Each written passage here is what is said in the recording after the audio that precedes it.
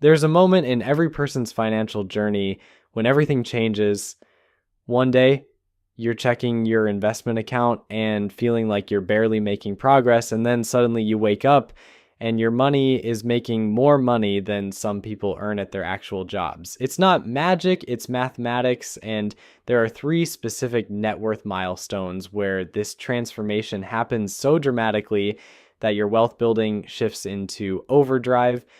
My name is Nick, and I spend an embarrassing amount of time thinking about compound interest and why most people never seem to break free from living paycheck to paycheck. If you're tired of watching your savings grow at the speed of continental drift, and you actually want to understand when your net worth starts working harder than you do, make sure to subscribe and hit that like button if this information helps you finally see the light at the end of the financial tunnel. Now, before we dive into these three game-changing tipping points, let me ask you something. When you think about building wealth, what comes to mind? Maybe you picture some guy in a suit making complicated trades, or someone who inherited a trust fund from their great Aunt Gertrude. But here's what might surprise you. The people who actually build substantial wealth aren't necessarily the ones making the most money or taking the biggest risks. They're the ones who understand something that sounds almost too simple to be true. Your net worth doesn't grow in a straight line. It grows like a snowball rolling down a mountain, starting slow and then accelerating until it becomes an unstoppable force. And there are three specific points on that mountain where the snowball picks up so much momentum that everything changes. These aren't random numbers I pulled out of thin air. These are mathematically proven thresholds where compound interest stops being theoretical and starts being life-changing. The first tipping point happens at $100,000. The second occurs around $650,000. And the third milestone that completely transforms your relationship with money hits at $1 million. But here's what's fascinating about these numbers. Most people think reaching $100,000 means you're 10% of the way to becoming a millionaire. They're completely wrong. And this misunderstanding is exactly why so many people give up before they ever see the real magic happen. Let me paint you a picture of what most people think wealth building looks like. They imagine it's this perfectly predictable process where every dollar you save gets you exactly $1 closer to your goal. Save 10,000, you're 10,000 closer. Save 50,000, you're 50,000 closer. It makes perfect sense, right? Except it's completely backwards from how money actually works when you invest it properly. The reality is far more encouraging than most people realize, but it requires patience that our instant gratification culture doesn't exactly celebrate. We live in a world where you can get food delivered in 30 minutes, stream any movie ever made in 3 seconds, and buy practically anything with one click. The idea of waiting decades for anything sounds absolutely barbaric to most people. But here's the thing that separates people who build wealth from people who spend their entire lives wondering why they can't get ahead financially. Money doesn't just sit there doing nothing when you invest it correctly. It starts working for you, earning returns, and then those returns start earning their own returns. This isn't some get-rich-quick scheme or financial fairy tale. This is basic mathematics that has been creating millionaires for generations, yet somehow most people either don't understand it or don't believe it actually works. The secret lies in understanding compound interest, which Albert Einstein supposedly called the eighth wonder of the world.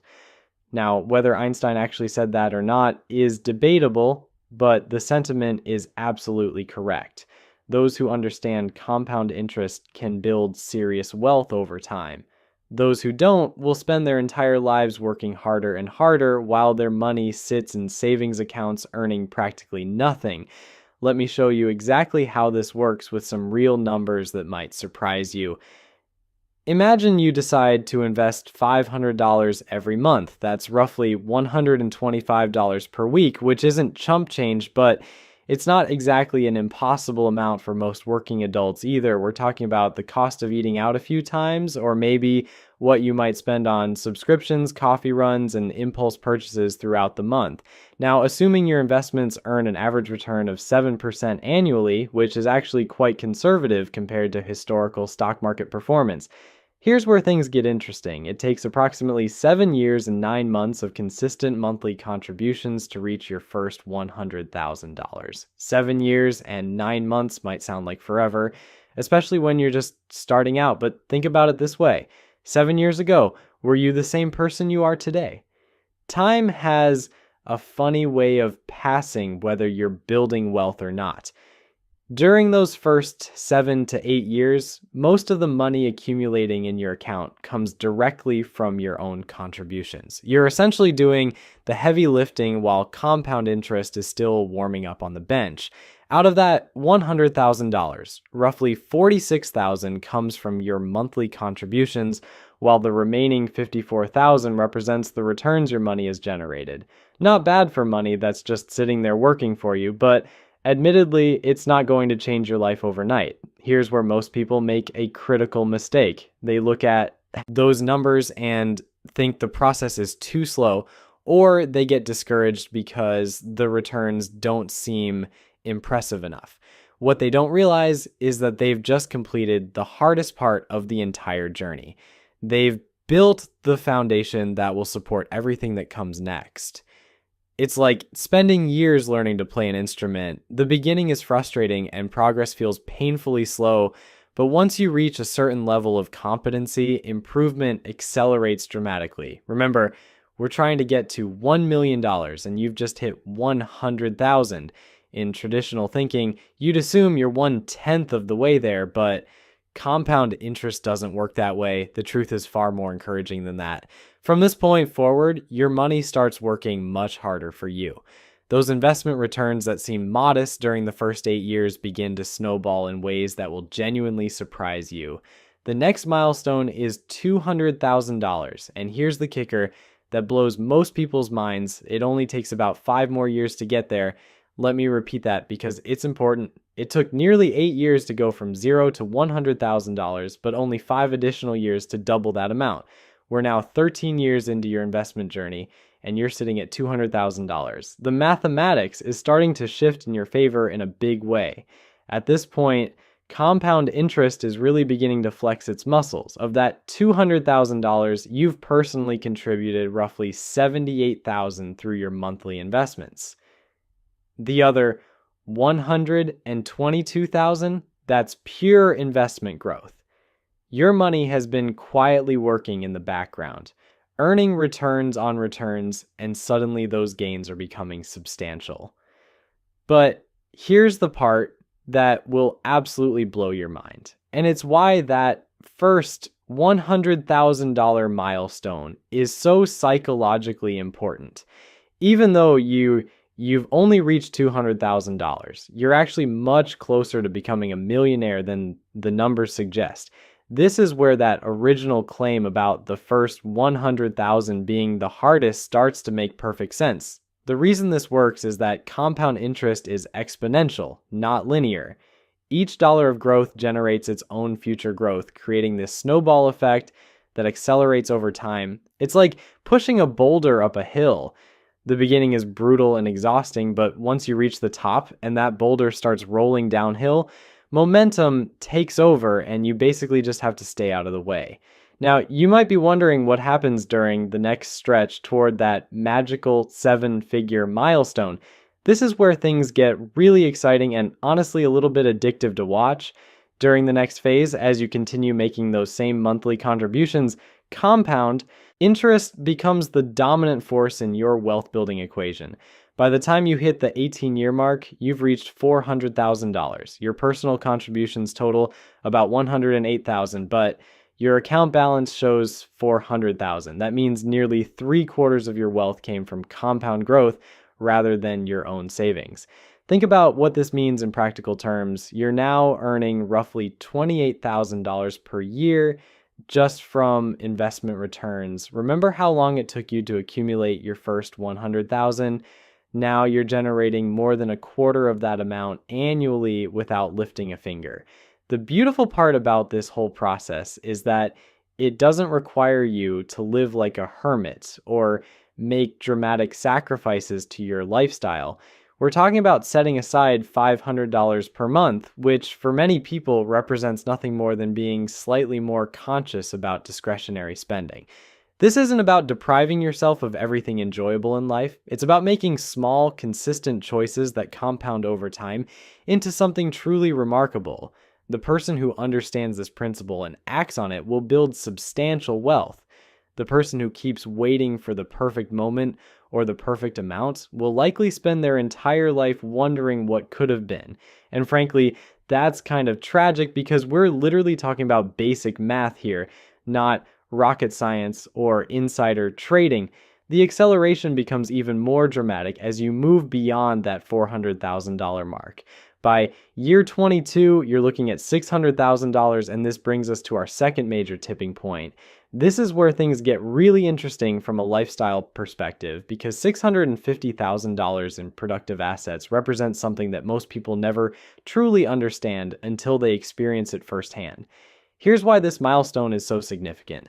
The median household in the United States earns about $78,000 per year. That's achieved by someone having to sell their time to an employer in exchange for a paycheck, dealing with commutes, office politics, demanding bosses, and all the other joys of corporate life. But with $650,000 invested properly, it only takes an 8% rate of return to achieve that same income level.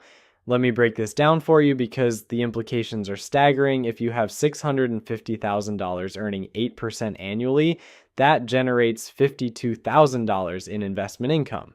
Now, that's not quite matching the current median household income, but it's substantial passive income that can dramatically change your financial situation. And if you're targeting the full median income replacement, you'd need closer to $975,000 at an 8% return to generate that $78,000 annually.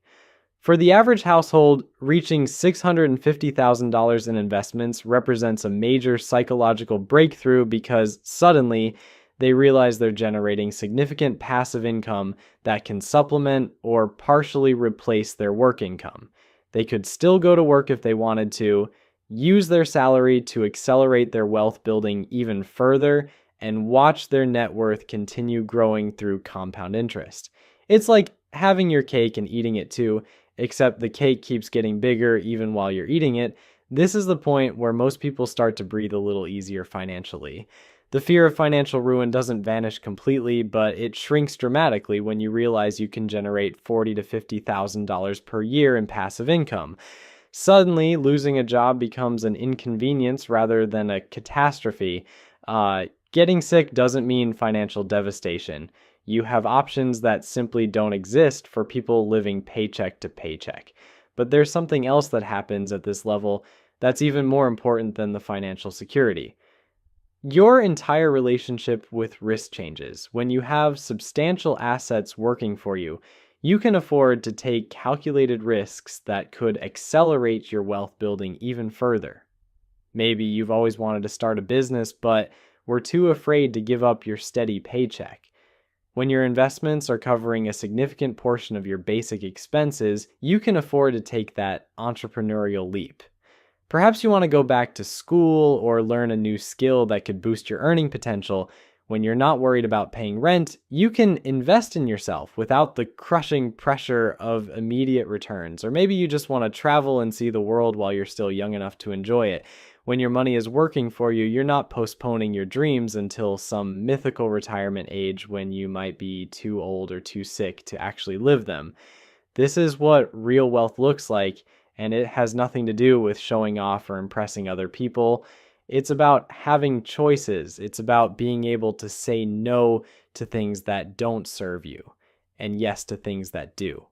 It's about designing your life according to your values rather than your bank account balance. Now, some of you are probably thinking about inflation and wondering whether these numbers will hold up over time. It's a fair question, and it's actually built into the strategy if you execute it correctly.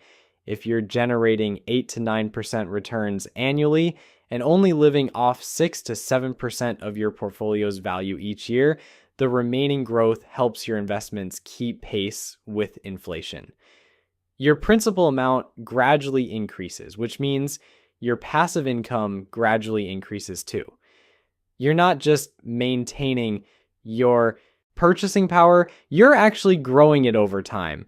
Plus, there's something most people forget to factor into these calculations: Social Security benefits. Now, I'm not saying you should count on Social Security being exactly the same when you're eligible to collect it, but even with potential changes, it's likely to provide some level of additional income that makes your financial picture even more comfortable. The average Social Security benefit is currently around $1,900 per month. When you combine that with substantial passive income from your investments, you're looking at a very comfortable lifestyle indeed. But let me tell you what happens when you finally cross that magical 7-figure threshold, because this is where things get genuinely mind-bending. Your first $1 million doesn't just represent a number on a screen. It represents a complete psychological transformation that most people can't fully understand until they experience it firsthand. When you hit that $1 million milestone, which happens around year 29 of consistent investing at $500 per month with 7% returns, something shifts in your brain. You'll feel an overwhelming sense of relief first and foremost, thinking finally, all those years of brown bagging lunches and driving used cars have actually amounted to something tangible. It's like crossing the finish line of a marathon where the prize isn't just a medal, it's the ability to breathe a little easier for the rest of your life. You won't necessarily feel rich, especially with inflation, making $1 million feel more like what $500,000 used to represent. But you will feel validated. You'll realize that building wealth isn't just for trust fund babies or people who got lucky with cryptocurrency. As a regular employee with a regular salary, you've proven that the system actually works if you have the discipline to stick with it. Here's what's fascinating about reaching this milestone. Your first million gives you a massive psychological unlock. If most of it is invested properly, you suddenly start seeing possibilities everywhere. Maybe you've always wanted to angel invest in startup companies, but you never had the capital. Now you do. Perhaps you've dreamed of buying rental properties, but you couldn't qualify for the loans. Now, your net worth opens doors that were previously locked. The fear of financial catastrophe doesn't disappear entirely, but it shrinks to manageable levels. You can generate $40,000 to $50,000 per year in passive income at today's interest rates, which means even if everything else goes wrong, you're not going to end up eating cat food in your golden years. That's genuinely liberating in ways that people who haven't experienced it simply cannot comprehend. But here's where this gets really interesting, and it's something that separates people who stay millionaires from people who become multimillionaires. Some folks get comfortable after hitting 7 figures and basically coast from there. They've achieved what they thought was impossible, so they ease up on the discipline that got them there in the first place. Big mistake. The people who understand wealth building at a deeper level realize that reaching your first million is like graduating from college. It's a huge accomplishment, but it's also just the beginning of what becomes possible. From this point forward, the mathematics become absolutely ridiculous in your favor. You only need your portfolio to grow by 50% to hit $1.5 million. That can happen in just a few years with proper market conditions. To reach 2 million, you only need your investments to double, which historically happens every 7 to 10 years depending on market performance. The jump from 2 million to 3 million only requires a 50% increase. From 3 to 4 million, you need just a 33% boost. Each subsequent million becomes easier and easier if you maintain the financial discipline that got you there in the first place. This is where wealthy people start thinking differently about money and time. They understand that every dollar has the potential to become multiple dollars through compound growth, and this understanding influences every financial decision they make. That expensive dinner isn't just costing them $200 tonight, it's potentially costing them several $100s in lost investment growth over the coming decades. Now, I know what some of you are thinking, Nick, this all sounds great in theory, but what about market crashes? What if the economy tanks right when I need the money most? These are legitimate concerns, and they're exactly why diversification and conservative withdrawal rates matter so much. Here's the thing about market downturns that most people don't realize. Yeah, if you're consistently investing over decades, market crashes actually help you build wealth faster. When prices drop, your monthly contributions buy more shares. When the market inevitably recovers, and it always has historically, those extra shares you picked up during the downturn become incredibly valuable. So there you have it. 3 tipping points that transform your net worth from a slow crawl to an unstoppable force. $100,000 when compound interest finally wakes up and starts pulling its weight. $650,000 when your money can generate substantial passive income that changes your financial security. And $1 million when you realize you've basically won the financial game that most people don't even know they're playing. The math doesn't lie. Even if it requires more patience than our microwave society typically appreciates, start investing consistently today, because 29 years from now, you'll either be thanking yourself or wondering what could have been.